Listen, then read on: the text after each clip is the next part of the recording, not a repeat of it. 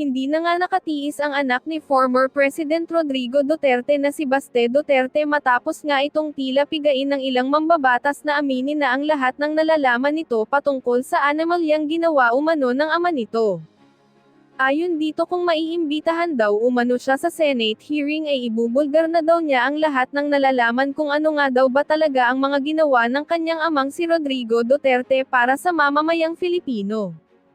Ang alam lang daw niya sa ngayon ay malaki ang pagmamahal ng kanyang ama sa bansang Pilipinas, abangan na nga lang daw ang kanyang pahayag sa magaganap na hearing ngayong buwan. Narito panoorin ang video kung paano pumabor sina Bongo, Robin Padilla at Bato de la Rosa kay Rodrigo Duterte. Mr. Chair, truth-telling needs no dressing up for the occasion. Telling the truth demands nothing more than just that. Telling it, testifying to it. Lying, on the other hand, requires fabrication. Intricate, deliberate, elaborate planning. One lie is tied to a system, an entire web of other lies, in order for the story, the fabric, to hold together. Nitong nakaraang mga araw, Mr. Chair, ako'y tinanong kung ano raw ang mga ginagawa kong preparasyon para sa pagdinig natin ngayong araw na ito. Ang sagot ko po ay wala. Sapagkat ang pagsasabi ng totoo ay hindi humihingi ng anumang espesyal na paghahanda. Ang katotohanan, bali-baligtarin man, simula sa dulo o sa gitna, ay masasabi ng malaya sa kalooban. Sasabihin naman ng iba, ganun naman pala, bakit hindi ka nalang umattend doon sa hearing ng House? My position on this too has remained the same. I do not wish to be the first to break our tradition of interparliamentary courtesy. If our counterparts in the lower house do not exercise interparliamentary courtesy, this humble representation does. But most importantly, I do not wish to be a guest of their gag show. Mr. President, kung ako ay makasarili lamang, kung ako ay swapang na tao, unang pagtawag pa lang nila, nandoon ako mag-attend to clear myself. But because I am a member of the Senate, I have to protect the tradition that is being observed by this institution. Kaya hintayin na lang nila, Mr. President, pag hindi na ako senador, I will be there every day. Kung gusto po na, doon ako tumira sa kanila. Pero sa ngayon na ako'y senador pa, please naman, sana respetuhin nila yung ating interparliamentary courtesy. Ayaw ko magiging presidents, Mr. President. Pagdating ng araw, in the future, lahat ng mga senador na mabubwisit sa kakatawag sa kanilang pangalan kapag ang kanilang pangalan ay na-implicate sa investigation na ginagawa ng other house, ay punta na lang ng punta at wala nang magawa na legislation. Kaya po ako naririto ngayon, hindi lamang bilang isang vice chairperson ng committee ito, kundi bilang isang resource person. As a former PNP chief during the Duterte administration, I have been tagged multiple times as the face of the war on drugs. The same war on drugs openly supported by both the Senate and the House of Representatives, and of course supported by our people. Perhaps I am one of the best persons to contribute to today's discussion. I am here, Mr. Chair, to tell the truth, and as I do so, witness the web of lies come undone, one thread at a time. Today, I say duty calls. My duty to the truth and nothing but the truth. So help me God.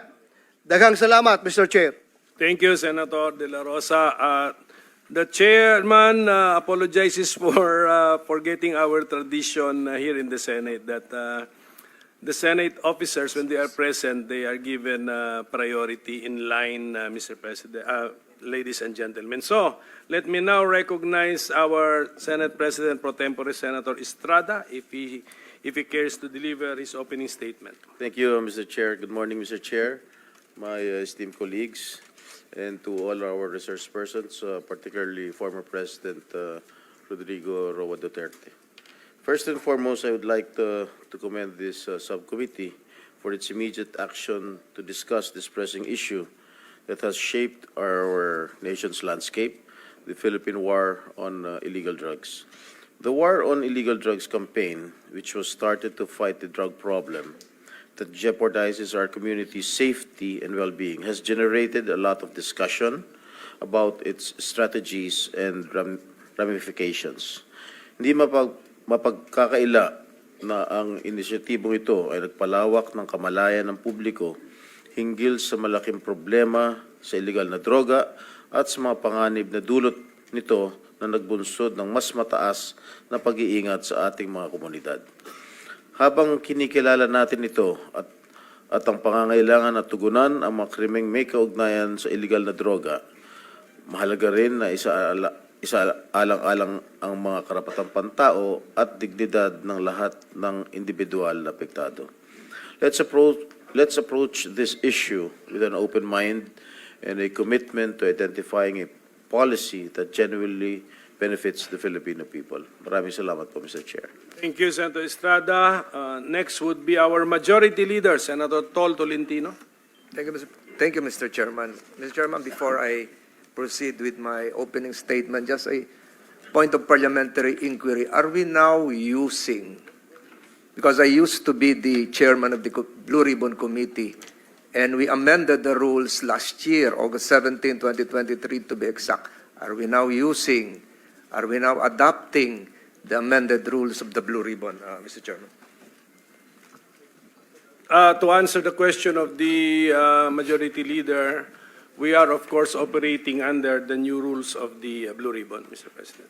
Thank you, Mr. Chairman. The reason why I asked the question is that because our jurisdiction is embodied in the new set of rules, the purpose of which is to define the limits of our power and how and for what purpose that power is to be used. Having said that, Mr. Chairman, I thank you for adopting the said rules. Gusto ko lamang pong idiin sa mga nakikinig po ngayon, lalong-lalo na po sa mga abogadong naririto, that you should have in your possession, or you must have probably read the rules that I have just mentioned. Otherwise, siguro yung mga kliyente nyo, hindi dapat kayo bayaran ngayon kung hindi nyo nabasa yung rules. No offense to the members of the bar present here, Mr. President. Mr. President, I have been studying meticulously long lines of cases, and it would appear that the morass here, Mr. President, of this Senate hearing's motivation is probably understandable.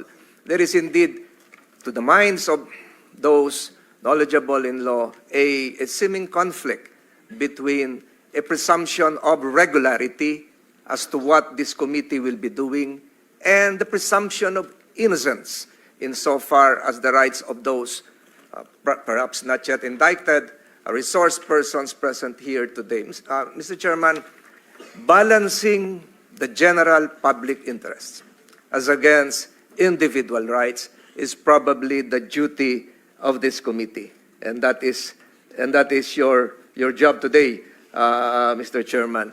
In proceeding with today's investigation, I have studied the long line of constitutional authority emanating from the Constitution to the recognition by the Constitution itself of the right of the House of Representatives or the Senate to formulate its own rules. And under our rules, a Blue Ribbon Committee was indeed established. And a Blue Ribbon Committee, just like any other committee, can delegate the functions of the said committee to a subcommittee. And that is what we are doing right now, Mr. Chairman, if I'm not mistaken. Again, the presumption of regularity is there. The constitutional chain of authority having been established is there. But what is now needed, Mr. Chairman, is for the committee to really, as what the Senate President pro tempore mentioned a while ago, exercise and allow that the word respect should permeate the proceedings today, Mr. President. Dapat po magkaroon ng paggalang sa isa't isa habang tinatalakay natin ang nilalaman, ang konteksto ng ating hearing ngayon. Meron lamang po akong gustong idagdag, Mr. Chairman, na most probably hindi pa nagagamit. And I'm now addressing my colleagues here, the members of the bar, lawyers here in attendance. When a resource person is asked and he refuses legally not to answer a question, he can invoke the right against self-incrimination. That is provided for under the Constitution. That is legal. But we have a case, Mr. President, Mr. Chairman, which should now be incorporated under our rules, that before a resource person can be declared cited in contempt, that he or she be given the right to explain why he or she should not be cited in contempt. That was part of the latest Supreme Court dicta in the Ong case. Number two, and this has not yet been raised in all investigations that I have attended ever since. There is a second, and I'm addressing, and I'm I'm now aiding the lawyers here in attendance, that there is a second right that can be invoked by a resource person in refusing to answer a question. And that right would sound something like this. I refuse to answer the question because this is not pertinent to the inquiry under consideration. Mr. Chairman, the word inquiry is part of our rules. That is Section 3, wherein a jurisdictional challenge can be raised. Questions should be pertinent or relevant to the inquiry. That has never been raised, and in a long line of decided cases in other jurisdictions, refusal to answer a question on the said ground has been sustained. Mr. President, I raised that point because, first, before I again proceed with my opening statement, pinasasalamatan po natin si Pangulong Duterte sa pagpapaunlak sa imbitasyon ng committee ito, ng subcommittee ito, para ipaliwanag yung mga dapat ipaliwanag. Kinikilala po namin ang inyong karapatan, kinikilala rin po ng committee ito ang karapatan ng lahat na naririto, at dapat po yan igalang. The Senate's power to investigate is not merely a procedural exercise. It is a profound duty that enables us to uncover the truth, foster transparency, and safeguard public trust. Yet, in our pursuit of the truth, we are guided by the unyielding principles of the Bill of Rights, a cornerstone of our democracy that protects the freedoms and dignity of every Filipino. Yun po yung sinabi ko kanina. Mahirap yung trabaho ng chairman dito ng committee ito to balance public interest as against individual rights. The Bill of Rights ensures that even as we seek accountability, no individual rights to due process, protection from self-incrimination, nor presumption of innocence is compromised. These rights are not obstacles to the truth, but essential safeguards that uphold justice and strengthen our commitment to the rule of law. As we carry our investigative duties today, which is a broad information gathering given possible future legislative measures, let us reaffirm that truth can only be pursued within the framework of respect for these fundamental freedoms. By doing so, we not only fulfill our mandate, but honor the democratic principles that protect our people. Maraming salamat po, Senator Pimentel. Maraming salamat sa Blue Ribbon Committee. Thank you, Majority Leader, for the words of wisdom. We now go back to the list. Senator Risa Ontiveros, if she wishes to give her opening statement. Yes, salamat kaayo, Mr. Chair. Magandang umaga po. Nagpapasalamat ako sa ating chair dahil una nating maririnig ang kwento ng mga biktima at naulila ng war on drugs.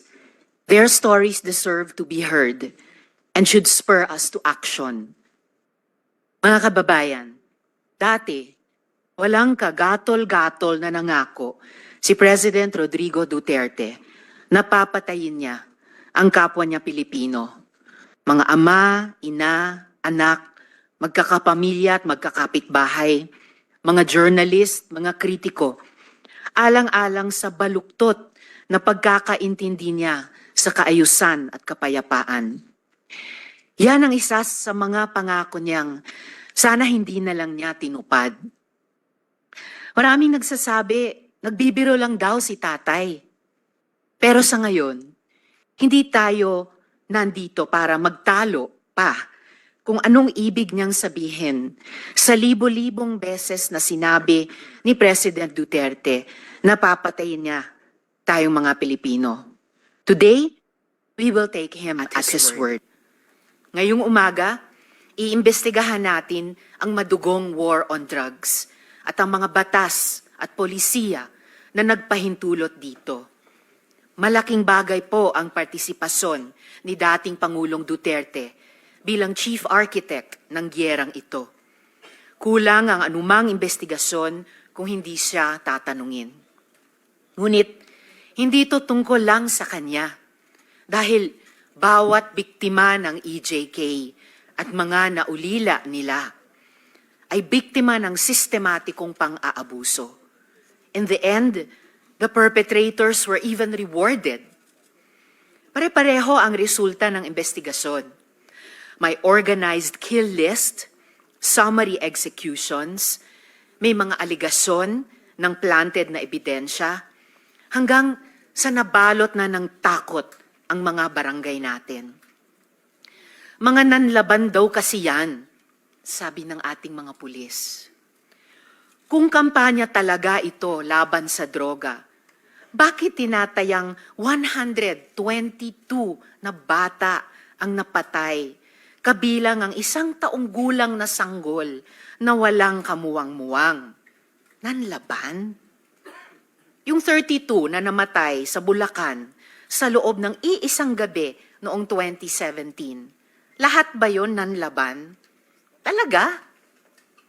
Eh yung 26 kataong patay sa isang gabi rin noong 2017 sa Maynila naman, nanlaban. Para sa maraming biktima, hindi madali ang manindigan para sa kanilang mga karapatan. Kaya sa kasagsagan ng war on drugs noong 2017, hinawakan ng aking opisina ang kaso ni Kian de los Santos at kinupkup namin ang mga testigo sa kanyang pagpatay, kasama ang mga menor de edad. Nawa, sa pamamagitan ng hearing na ito, masimula ng pagkamit ng hustisya at paghihilom para sa kanila at sa iba pang biktima.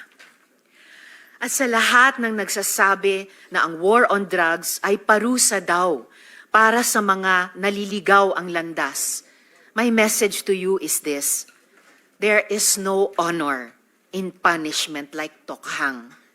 It should not be an honor to be called the Punisher when thousands of innocent people, including babies, have died in your name. Hindi kailanman ipagmamalaki ng mga Pilipino ang war on drugs na yan. Daghang salamat, Mr. Chair. Thank you. Senator Padilla is next. Senator Bongo waive his prioritization. Sige, okay, you're next, Senator Padilla.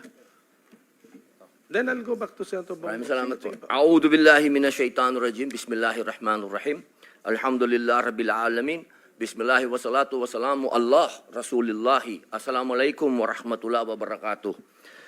Isa pong pagbati ng kapayapaan sa inyong lahat. Unang-una po sa amin pong tagapangulo, Senate Blue Ribbon Committee, Pinunong Minoria, Aquilino Coco Pimentel III, mga magandang umaga po. At sa amin pong pro tempore, Senator Jinggoy Estrada, sa amin pong Majority Leader, Francis Tol Tolentino, sir, at sa amin pong Deputy Minority Floor Leader, Senator Risa Hontiveros, at siyempre po sa amin pong pinakamatigas na senador, Senator Bato de la Rosa, at sa amin pong malasakit King, Senator Go, at sa lahat po ng mga bisita, at siyempre po sa Iron Man, ang hinahangaan po naming pinakamagaling na Pangulo ng Pilipinas, PRRD, Digong, Mayor, isang magandang umaga po sa inyong lahat. Ako po ay nakikinig sa mga opening statement ng aking mga kasama. Sila po ay mga batikan na senador, mga abogado, mga kilala na po na nagbibigay ng point of view sa legal na usapin. Ang akin pong pahayag ay naratibo ng isang convicted criminal.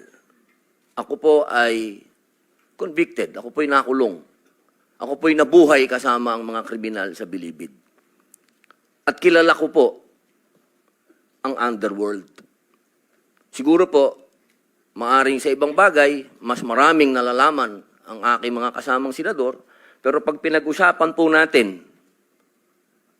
ang mga kriminal dito sa bayan natin, ako po ang magsasabi sa inyo, napakadami na pong kriminal sa atin na walang puso, ang mga halang ang kaluluwa.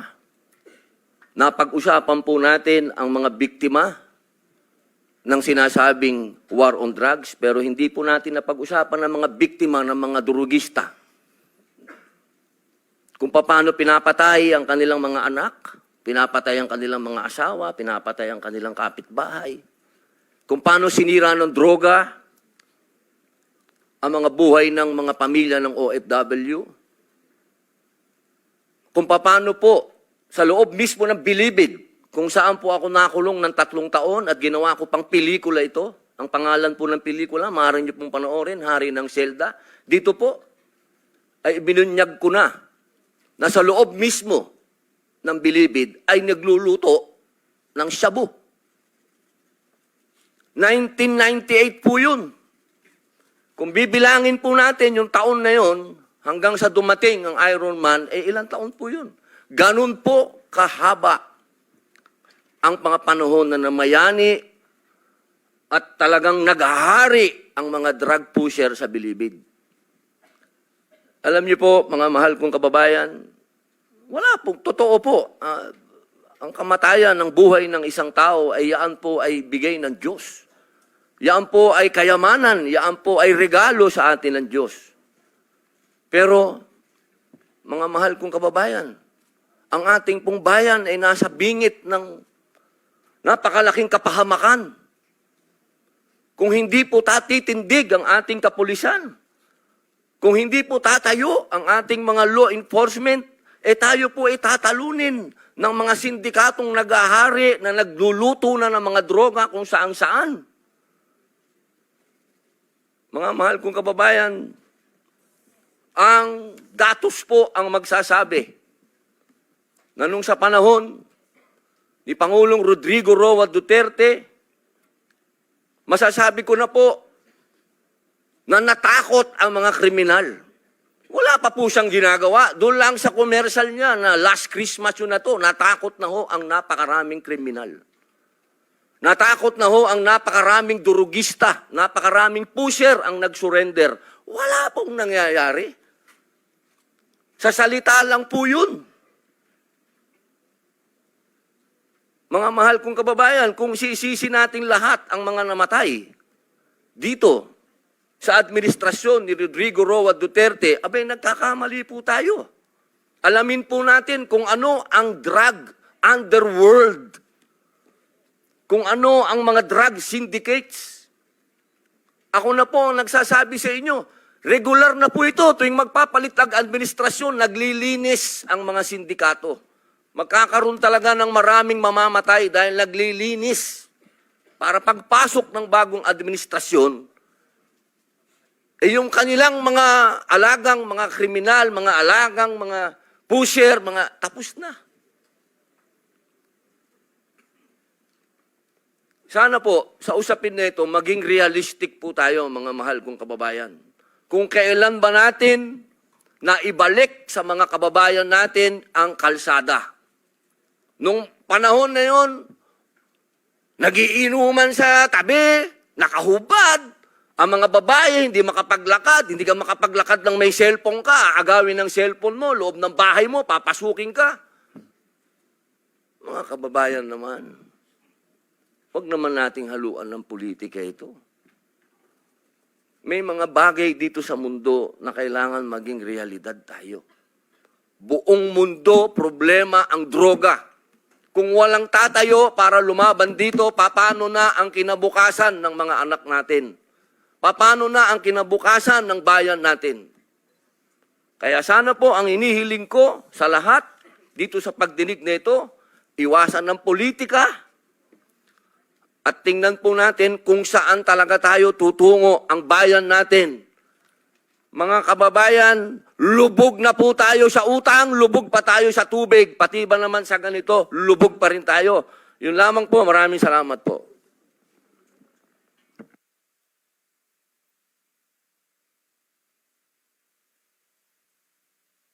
Thank you, Senator Robin Padilla. So, Senator Bongo, please. Salamat, Mr. Chair. Good day to all my esteemed colleagues and to all resource persons present here today. Allow me to begin by expressing my deepest condolences to the families of the victims of Typhoon Christine as well as those who lost their properties and livelihood. Please know that your Senate will be working extra hard to address your pressing concerns. Marami tayong gustong imbestigahan at bigyan ng pansin lalo na po sa pangangailangan po ng mga nasalanta. Rest assured that your senators will do so at the proper forum. In the meantime, we are here to discuss another pressing issue that concerns not only the previous administration but the future of our nation. Gusto ko pong lumabas na ang katotohanan para makafocus na po tayo sa pagserbisyo po sa ating mga kababayan. Lalo na ngayon, marami pong nasalanta na nangangailangan po ng tulong at ang daming naghihirap. With this, let me emphasize that everything I will say here will be on my oath as a senator. To be clear, my presence here is not only as a member of this committee but also as a resource person kung kinakailangan para maliwanagan tayong lahat. Andito tayo para malaman ang totoo, nais nating lumabas ang katotohanan.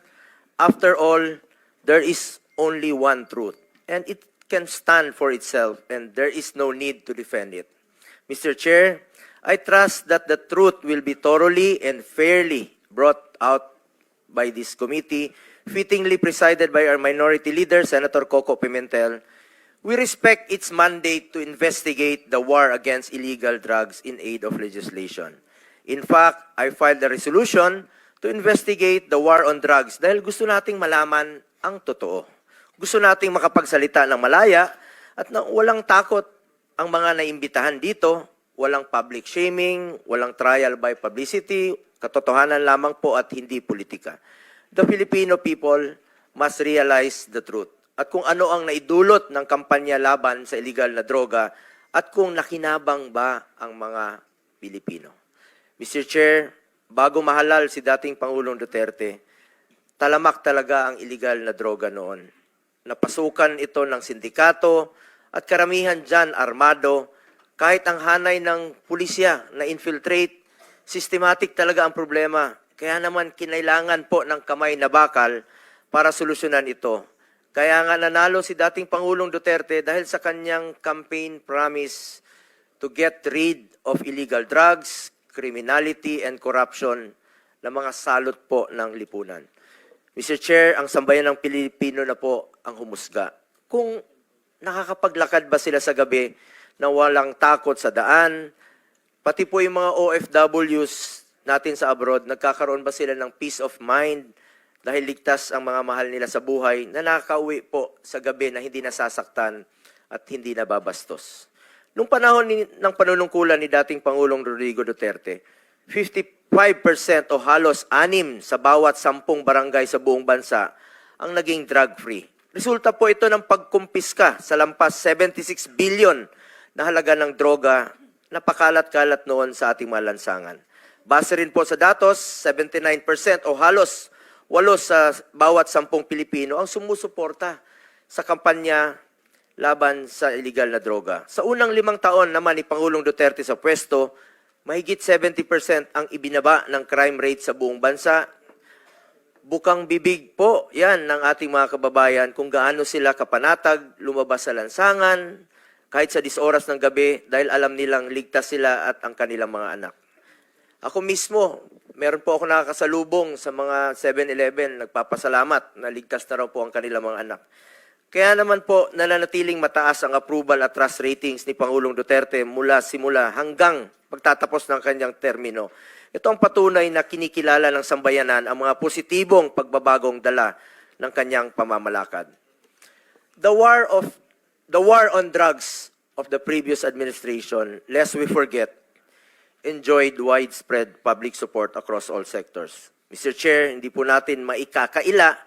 People are now seeing the difference on how once upon a time they felt safe in the streets and their communities.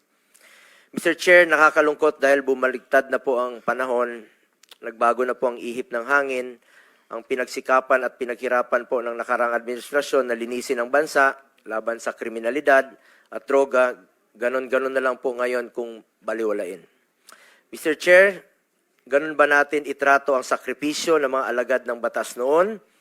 Imbis na pasalamat tayo sa kanila, at sila po'y naging bayani noon, sila po ngayon ay tila binabasura. Nung panahon ng war on drugs, panay puri ang naririnig natin, napakaganda po ang ginawa ni PRRD. Bakit makalipas po ng 3 taon, puro paninira at paninisi na?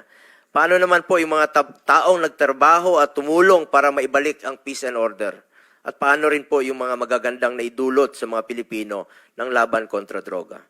But, Mr. Chair, this does not mean that the Duterte administration sanctioned human rights abuses. Ang tanging hangarin ni dating Pangulong Duterte ay linisin ang ating bansa at labanan ang mga naghahasik ng lagim, lalo na po sa pagdating sa illegal na droga. Sa pagkakaalam ko, kailanman ay wala siyang ipinapatupad na anumang sistema, kapalit po ang buhay ng sinuman. Ayaw natin na mismong mga alagad ng batas ang lalabag sa karapatang pantaot at ayaw rin nating mangyari ang mga durugista ang maghahasik ng lagim sa bawat kalye na ating dinadaanan. Noong panahon ni dating Pangulong Duterte, kung malagay sa alanganin ang buhay ng mga pulis, kung manlaban ang sospek, unahan na nila dahil ayaw niyang pulis ang mamatay, sa ginagawa lang naman nila ang kanilang tungkulin. In fact, noong 2018, sa maalala ko po, pumunta po kami ni dating Pangulong Duterte sa Norsagaray, 3:00 po ng umaga, sa burol po ng isang pulis na binaril po ng drug addict. Naunahan po siya. Yan po ay isa sa mga halimbawa na nakakalungkot na ginagampanan po ng tungkulin ng ating kapulisan ng kanilang trabaho.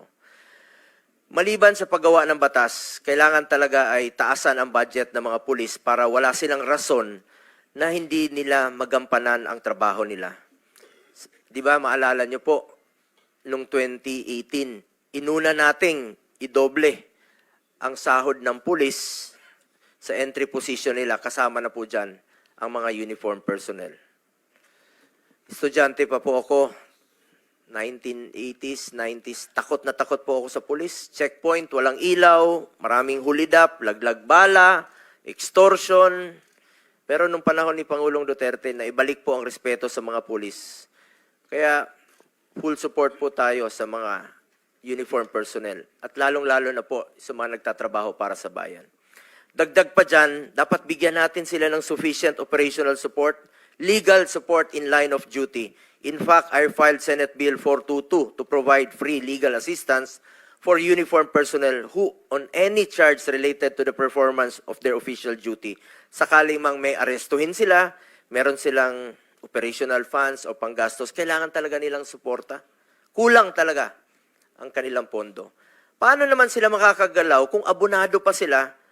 Kaya po nandito tayo in aid of legislation to craft laws and check if kailangan ng additional budget para magampanan nila ang tama ang kanilang tungkulin. Let me reiterate, my fellow legislators, I was once quoted in relation to PRRD's anger towards these ninja cops, no? Dahil full support nga po siya sa mga pulis, tapos meron pang mga ninja cops. Nag-imbestiga tayo dito mismo sa Senado. Natanong ako tungkol dito at sinabi ko, oo, galit talaga siya sa mga ninja cops. At dahil dito, tinakot niya talaga para ma-intimidate sila, para matakot po sila. Iba po ang pananakot para ma-intimidate at iba naman po ang usapan, ang reward. Ang alam ko, walang reward system na ipinapatupad si former President Duterte laban sa sinumang sibilyan, mapa-drug lord man o karaniwang tao na sangkot sa illegal na droga. Walang basihan ang mga paratang na binitawan sa mga pagdinig na di umano'y reward system kapalit ang buhay noong panahon ng war on drugs ng Duterte administration. At habang nasa usapin tayo ng pera, taliwas po sa sinasabi ng iba, ni minsan po, hindi po ako authorized, hindi ako humahawak ng pera. Sinasagot ko lang po ito dahil sa mga pagdinig na nababanggit po ang ating pangalan, never po ako nag-handle ng budget of finance matters, kahit nung mayor pa po si Pangulong Duterte. Taliwas din po sa sinasabi ng iba. And in fact, maraming nadadamay. Si Muking, who is not employed in the Senate, was personnel in the office of the President noon. At tulad ko, scheduling, administrative work, mga clerical work, I'm sure lahat kayo nagpapa-appointment po sa amin through Muking. Noong unang panahon, sobrang busy po yon. Marami pong opisyal na lumalapit sa amin at even during the time of the pandemic, no, nangailangan ng tulong at hindi po namin tinatanggihan yan sa abot ng aming makakaya ay pinapansin po namin lahat ng hinaing. Nais ko rin klaruhin ang naging trabaho o role ko po sa administrasyon ni dating Pangulong Duterte. I was appointed and faithfully served as Special Assistant to the President or SAP from 2016 to 2018 as per Section 2 of Executive Order 2016-01 as SAP. I exercise mere oversight functions of 3 independent and cross-functional offices of which are OSAP, Office of the Appointment Secretary, and Presidential Management Staff.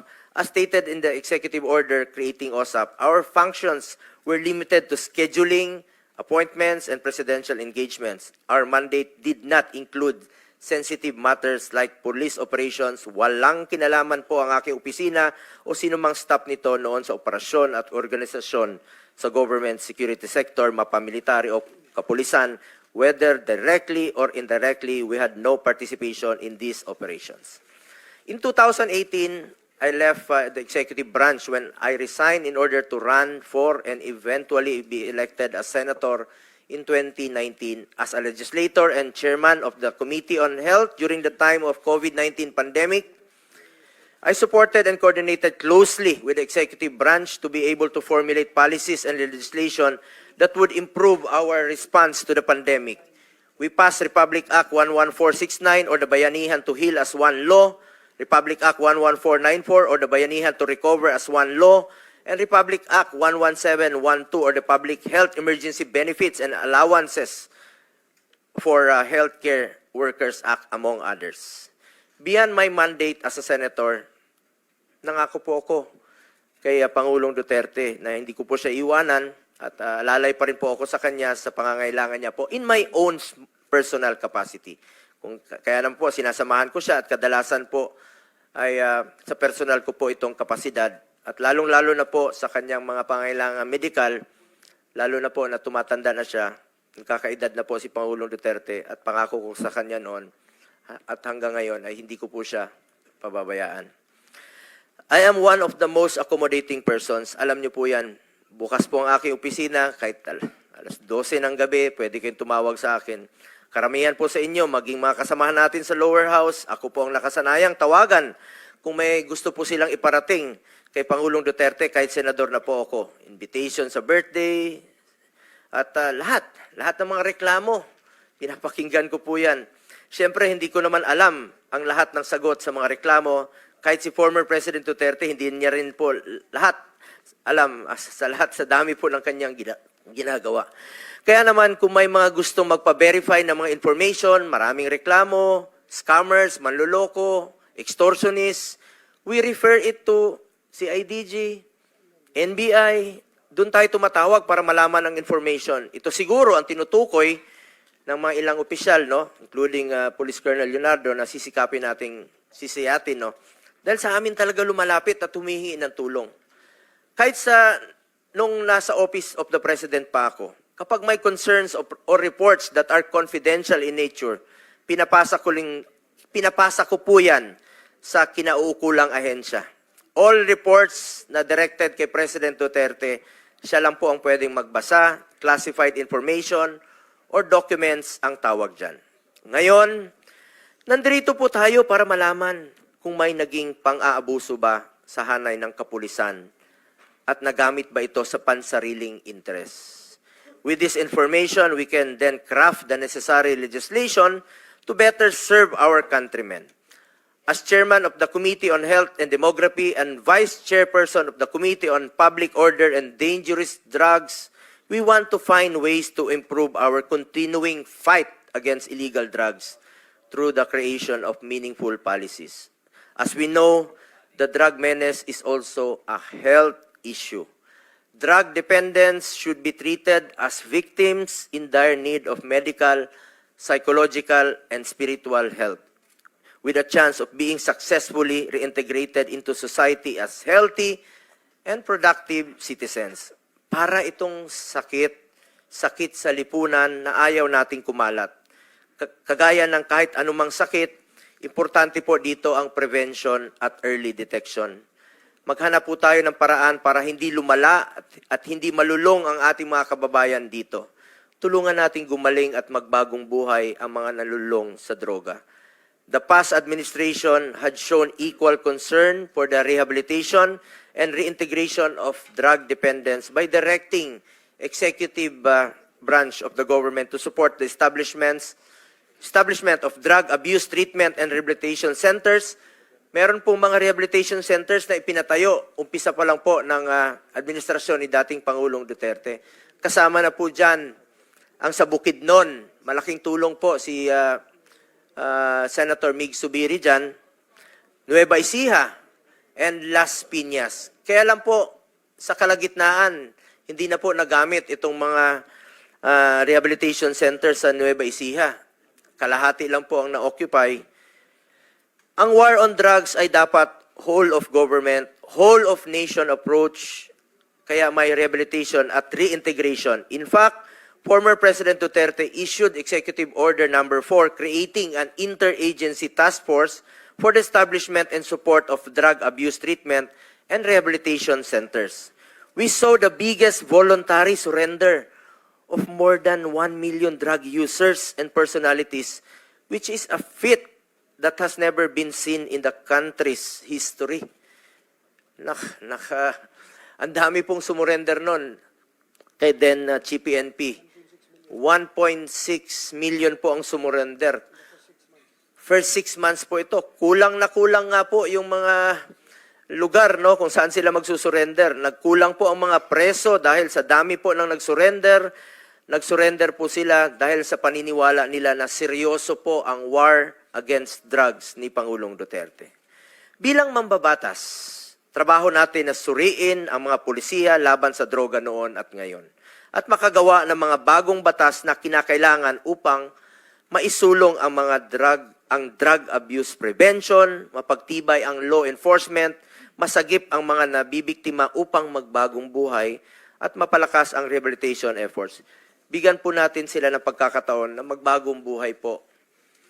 For my part, as early as 2019, I already filed a bill, Senate Bill 428, which would establish drug abuse treatment and rehabilitation centers in every province.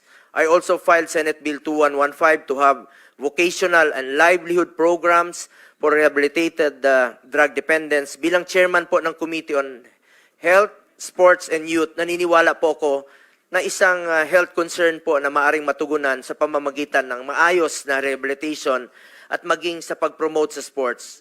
Hanggang ngayon po, sa kakaikot ko po sa buong Pilipinas, isa rin po ako sa author at co-sponsor ng National Academy of Sports. Iniinganyo ko talaga mga kabataan to get into sports, stay away from drugs, to keep us healthy and fit. This approach is also in line with the thrust of this administration that attention must be also directed towards the rehabilitation and recovery of victims. Apart from the accessibility of facilities, ito po ay napaka-importante. Sana po ay magtulungan tayo dito. We also have to look into the process to be admitted to these centers. Currently, a commitment order from the court is required to be admitted to rehab centers. Marami pong mga drug user ang gustong magpa-rehab, pero napakahaba po ng proseso. Kaya kadalasan, naisip nila na wag na lang magpa-rehab. Ang resulta, try to heal to heal on their own. Walang intervention, bahala na. Kailangan nating ayusin ito dahil time is of the essence sa mga gustong magbagong buhay. We also have to look into mandatory counseling for victims and empower DSWD to help victims of this societal ill. As chairman of the Senate Committee on Youth, I also suggest crafting laws that would include in the school curriculum the knowledge and information necessary to prevent vices such as illegal drugs. We, as legislators, must work together to prevent abuse of power and protect and respect and uphold human rights. I have consistently worked to increase the budget for the operations of the Philippine National Police and the Armed Forces of the Philippines.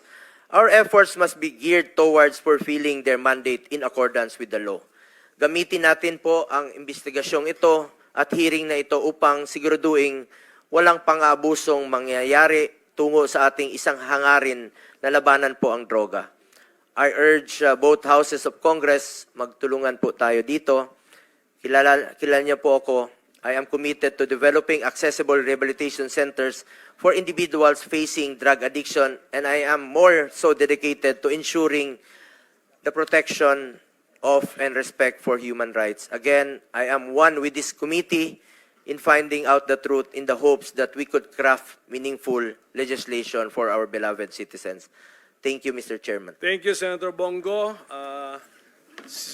Senator Cynthia Villar said that she will no longer deliver an opening statement. So I gave her time to you, actually, Senator BG.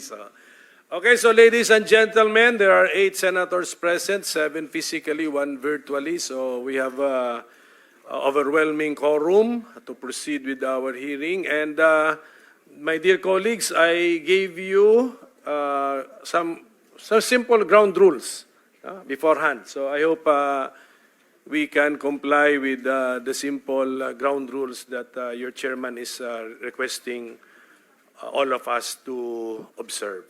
So at this point, at this point, we will ask the committee secretary now to acknowledge and make of record the resource persons and/or witnesses present this morning, and afterwards to immediately administer the oath to all of them.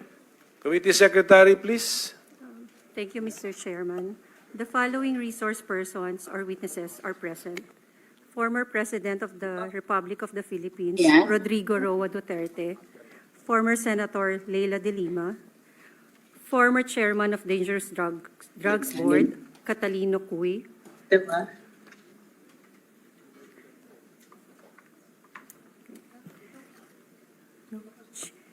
Chief of Hospital, DOH Drug Abuse Treatment and Rehabilitation Centers, Dr. Jose Liabres. From DSWD, Kevin Bumagat. Chairperson of Commission on Human Rights, Attorney Richard Palpal Latok. Retired General Romeo Karamat Jr., Inspector General of Internal Affairs Service, Attorney Brigido de Jesus Dulay. Lieutenant Colonel Jovi Espinido. From Davao City Police Office, Colonel Lito Patay. From PNP Drug Enforcement Group, Colonel Hector Grijaldo. Also present is Major Emil Garcia. Former PNP Chiefs, Retired General Archie Francisco Gamboa, Retired General Debold Sinas, Retired General Vicente D. Danao, former PIDEA Director General Aaron Aquino, former Presidential Legal Counsel and Presidential Spokesperson Attorney Salvador Panelo, former Chairman of Presidential Anti-Corruption Commission Mr. Greco Belhica, former Mayor of Iloilo City Jed Patrick Mabilog, Chairman of Free Legal Assistance Group, Attorney Jose Chel Diokno. Founder of Program Paghihilom, Father Flaviano Villanueva. Widow of Joselito Gonzalez, Miss Cristina M. Gonzalez. Representative of the parents of Kian Santos, Mr. Randy De Los Santos. That's all, Mr. Chair. Can we proceed with the administration of the oath? Mr. To Chair? all our, Wait a minute, please. Before we administer the oath, may we know if Kerwin Espinosa was invited? Sige, ganito muna. Let's administer the oath to all those present and then let's now inventory who we invited and did not appear. Yung pang gawin natin. Sige. Thank you, Mr. Chair. Please administer the oath. kindly stand up to all our resource person. Kindly raise your right hand. Do you solemnly swear to tell the truth, the whole truth, and nothing but the truth in this proceeding? For the record, Mr. Chair, everyone answered in affirmative. Thank you. Maraming salamat po sa inyo lahat. Okay, Committee Secretary, may mga tanong din kami. Sino ang ating inimbitahan na hindi naman pumunta ngayong umaga? We invited retired Colonel Royina Garma.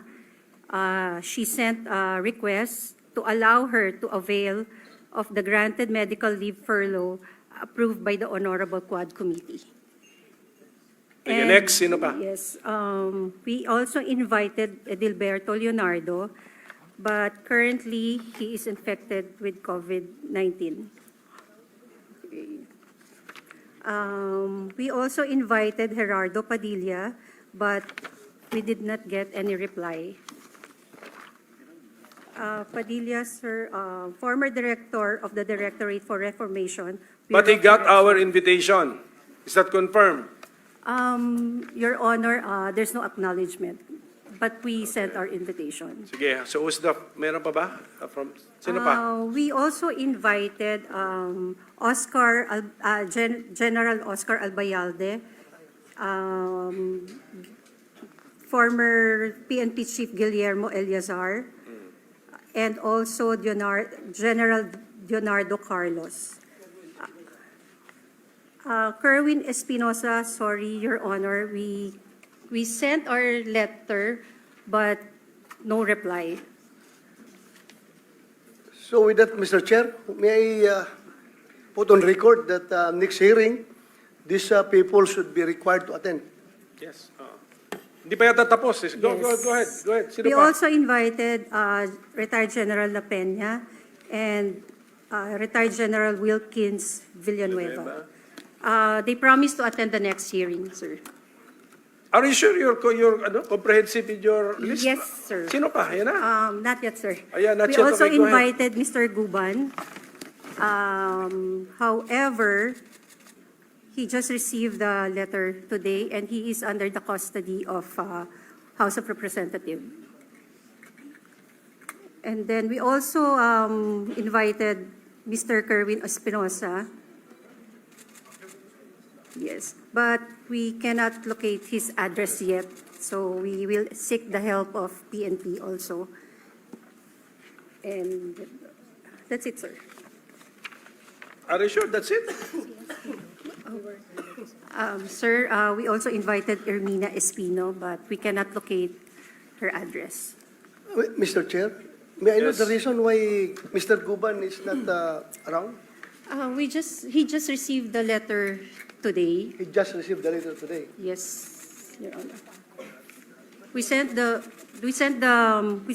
letter to Quadcom of House of Representatives.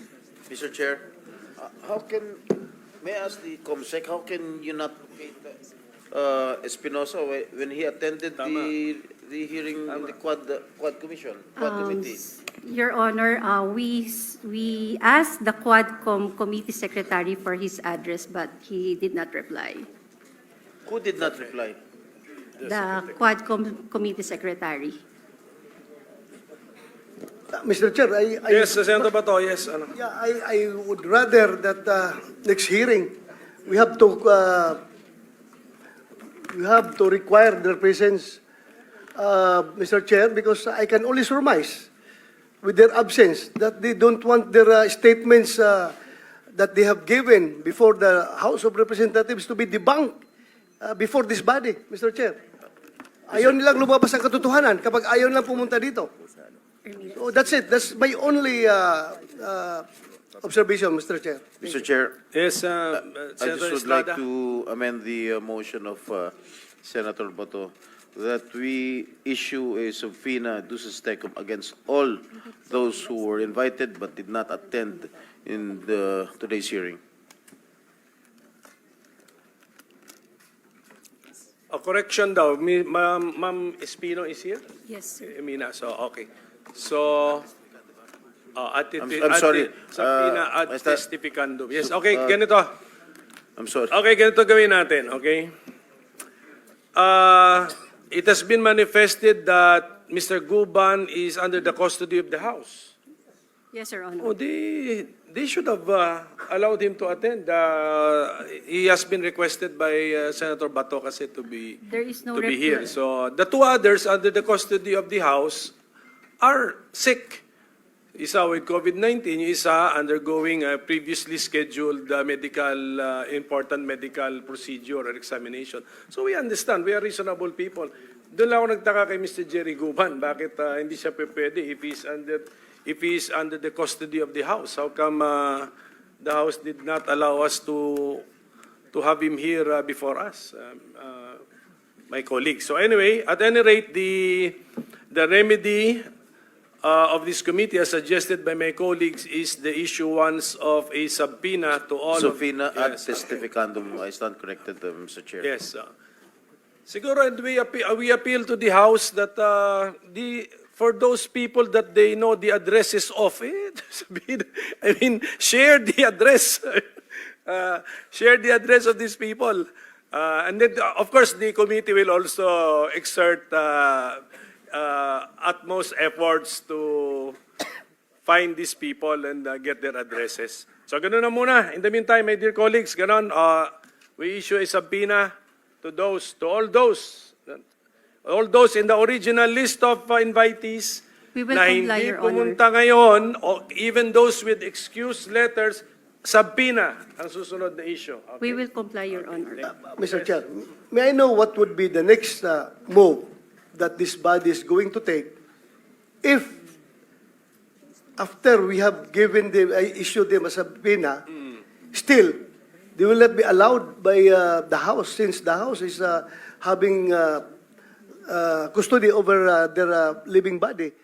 If they will not be allowed to attend before this hearing, what will we do? I will coordinate with the House chairpersons. Actually, I talked to Chairman Ace Barbers and nabanggit din naman niya sa akin yung medical request of Colonel Garma. Kaya I had an idea na may conflict sa schedule.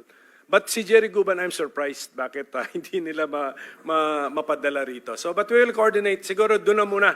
Okay, Thank basta ang understanding natin dito, a subpoena will be issued to those who did not, who were invited, or even those who we failed to notify. Subpoena na tayo diretso para sa next hearing, hindi sayang ang panahon natin.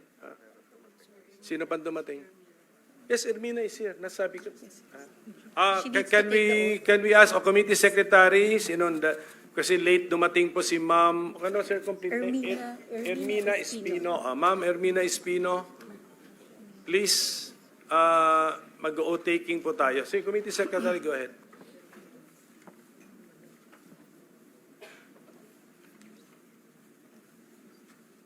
And Mr. Chair, may I move that in the next hearing, we include in the subpoena one attorney Enrico Rigor, from the anti-illegal drugs group of Camp Crami. Please, Committee Secretary. Pero in fairness to Mr. Rigor, no, he was not invited for Yeah, today's hearing. Pero diretso na tayo sa subpoena. Oh. And also, Mr. Chair, another one to be invited is si... Sino pa? Sige po. Pwede na submit in writing. Pwede submit in writing. Pwede naman submit in writing kasi especially kasi new names po yan sila. Okay? I forget, I remember the name. Ruli Dayan. Ronnie Dayan. Ronnie Dayan. Ronnie Dayan, the former driver of Senator De Lima, Mr. Chair. Okay. We'll invite. I don't know kung nakakulong. Basta, I have to, we have to... We will ask find out the questions. personal circumstances, the present personal circumstances of Mr. Dayan. Sige, can we Yes, know? thank you, Ano, Chair. Mr. Before that, since this hearing will entail a lot of time, siguro pwede na i-coordinate ng ating committee na pakuha na ito si Guban dun sa House of Representatives kung pwede. Suggestion of our Senate President Pro Tempore, let's exert effort to coordinate with the House. Basta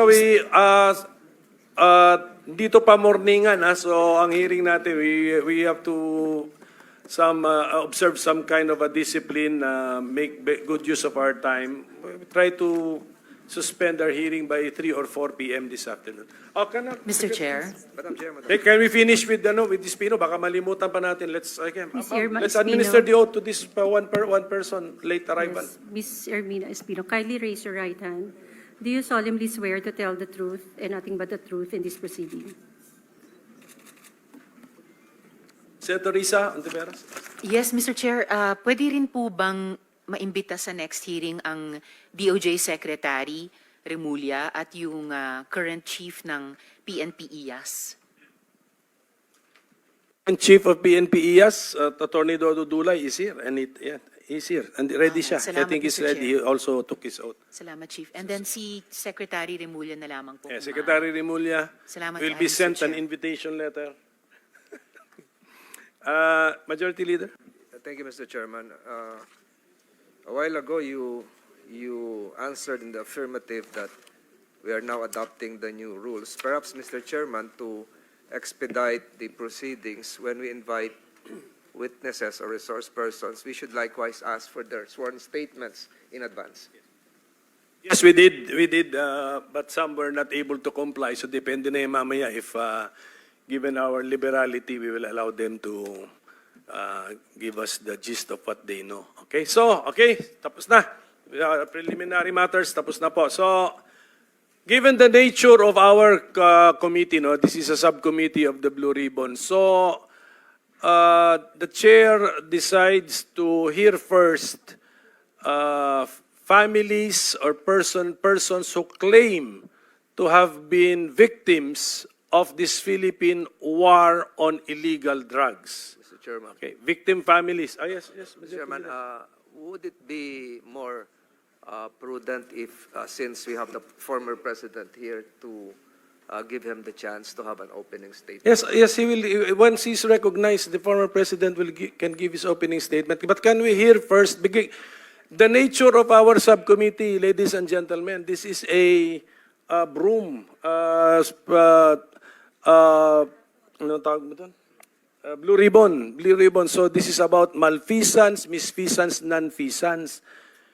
Ano muna natin, let's introduce into our records first. What are the complaints, grievances, or observations or criticisms on the Philippine war on illegal drugs? Yun muna. And then we will now ask the former president as the president who declared the war on drugs to now to deliver his statement and his testimony, Mr. President. That's the idea, given the nature of our committee.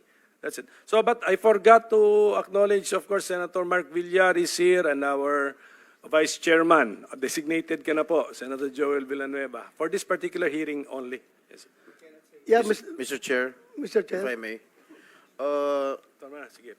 Yes. Senator. With all due respect, Mr. Chair, it has been a tradition during all committee hearings, that we give courtesy to our resource persons to have their opening statement. So, Mr. President, Mr. Chair, I move that we give our resource persons their opportunity to give their opening statements, if they have any, Mr. Chair. And, Mr. Chair, Yes, go ahead. Go ahead, Sir if Bato. we add to the motion of Senator Jinggoy, if it is a motion, if you look at the former president, he's already sleepy, Mr. President, Mr. Chairman. So baka mamaya makatulog dito. Please, kung pwede, unahin natin siya. With all due respect, alam natin matanda na siya and inaantok. Baka mamaya makatulog, Mr. Chair. Baka pwedeng unahin natin siya. Thank you, Mr. Chair. For humanitarian consideration, Mr. Chair, yun lang sa akin. Okay, so there's an appeal, so can I suspend so that we can come up with a consensus?